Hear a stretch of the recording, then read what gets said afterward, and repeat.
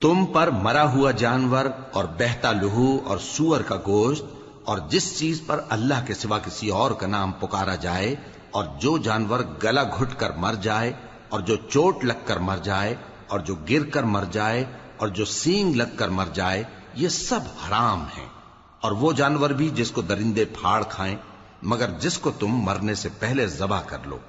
اور وہ جانور بھی جو غیر اللہ کے آستانے پر ذبح کیا جائے، اور یہ بھی کہ پانسوں سے قسمت معلوم کرو، یہ سب گناہ کے کام ہیں۔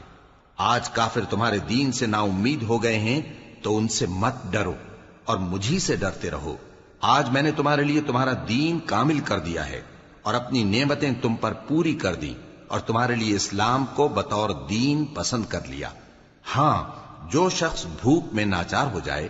بشرطے کہ گناہ کی طرف مائل نہ ہو تو اللہ بخشنے والا ہے، بڑا مہربان ہے۔ اے نبی،